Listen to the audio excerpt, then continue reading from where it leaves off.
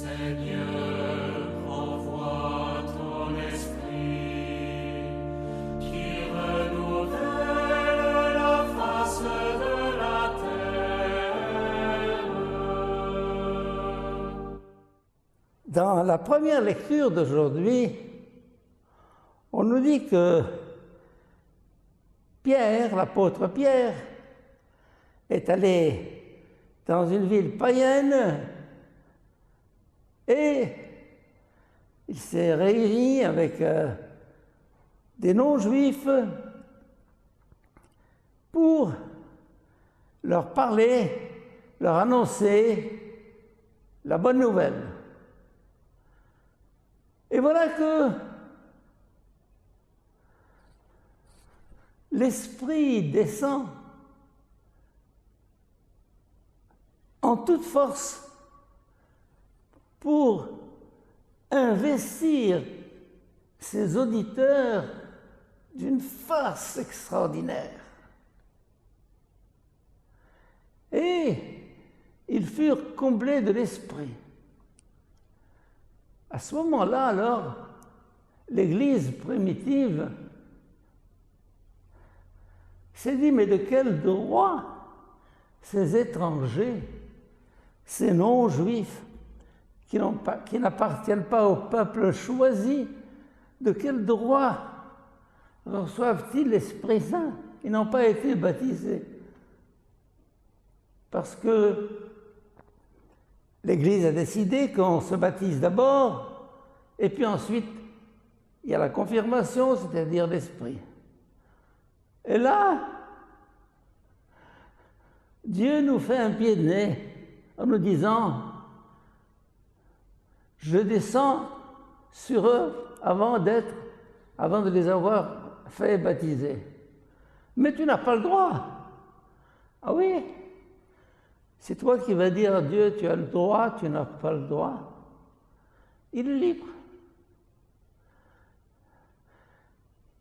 À travers cet épisode que nous entendons là, il y a un message qui va nous être transmis. Premièrement,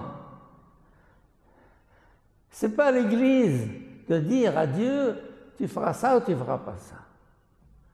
Tu as le droit ou tu n'as pas le droit. Dieu est libre. Il envoie son esprit avant même le baptême. Mais ça a un sens beaucoup plus profond. C'est que l'Esprit Saint n'est pas un monopole ni un privilège des chrétiens. Oh! Les chrétiens n'ont pas l'Esprit, ils ont l'Esprit. Mais l'Esprit souffle où il veut, nous dit Jésus dans l'Évangile, et tu ne sais ni d'où il vient ni où il va. L'Esprit, c'est la liberté. Je suis libre. Tu ne vas pas me donner des lois, des règles, des consignes, merci. Je sais ce que je fais. Mais je mets ça en parallèle avec le concept d'inspiration dans l'Église, dans nos vies, et en particulier dans Vatican II. Vatican II a été le premier concile œcuménique à avoir invité des non-catholiques, orthodoxes, protestants, anglicans, et des non-chrétiens. Mais de quel droit? L'Église a compris que l'esprit est plus large et plus vaste que ce petit groupement de catholiques, quel que soit leur nombre. Et que l'esprit parle en dehors des frontières de l'Église visible.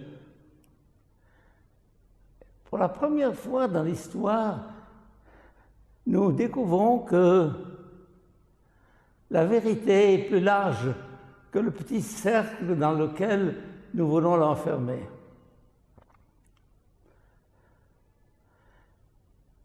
Y a-t-il des inspirés en dehors de l'Église? Heureusement, bien sûr. Moi, par exemple, dans ma vie, ce qui m'a le plus inspiré, ce n'est pas des chrétiens ou des catholiques. C'est par exemple Jean-Paul Sartre. Hein? Surtout Nietzsche, le père de l'athéisme. Il t'a inspiré énormément. Saint-Exupéry, qui était, bon, croyant à sa manière. Je pense à un type comme Camus, par exemple. Camus, on l'appelle le saint laïque. Un athée qui avait son chemin de vérité, qui a interpellé les gens beaucoup plus que tous les sermons que nous entendons dans nos églises. Et d'ailleurs, ce qu'a fait Vatican II, l'Église l'a fait depuis longtemps. Par exemple, la Bible est constituée en grande partie d'emprunts aux sociétés, aux cultures et aux civilisations qui l'entouraient. Les Assyro-Babyloniens, qui sont à l'origine du récit de la création.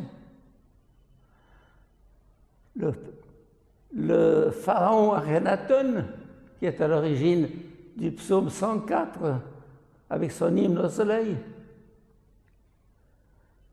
Le concept de logos, emprunté au grec, et qui nous a permis d'exprimer la vérité du Christ incarné. Le concept de sagesse, dans l'Ancien Testament, repris par le Nouveau. Tout ça sont des emprunts aux sociétés environnantes, aux cultures de la région. Et quand l'Église actuellement s'ouvre à d'autres horizons que ceux auxquels elle était habituée, et notamment avec Vatican II, qui n'est qu'un début d'ailleurs, elle réalise, elle comprend que l'Esprit lui dit « Ouvre ton cœur, ouvre ton esprit, regarde autour de toi. J'ai répandu mon esprit partout, comme dit le texte de Joël, je répandrai mon esprit sur toute chair. » Un esprit qui n'est pas confiné dans le groupe des chrétiens ou des catholiques, encore moins, mais un esprit qui souffle. Envoie ton esprit et tu renouvelleras la face de la terre, de la terre. Ah! Vatican II est pour nous une révélation. L'esprit souffle partout dans le monde, à travers un roman, à travers un film, à travers un auteur qui nous marque, qui nous bouleverse, à travers l'homme que nous rencontrons, une vérité nous atteint. L'esprit a 1000 chemins pour nous rejoindre. Alors s'il vous plaît, cessons de le circonscrire en disant « Nous avons le monopole de l'Esprit Saint. » Oh, en toute humilité, oui et non, imbécile. Nous avons le monopole de la vérité. Non, la vérité est beaucoup plus large que tu le penses.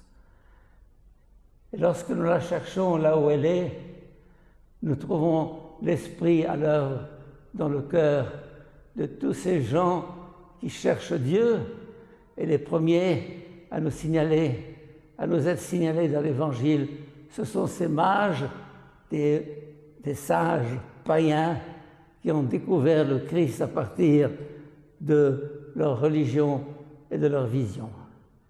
Seigneur, ouvre-nous à ton esprit qui va bientôt descendre dans cette fête de Pentecôte que nous attendons. Ouvre nos cœurs cette lumière qui déborde toutes nos frontières. Amen.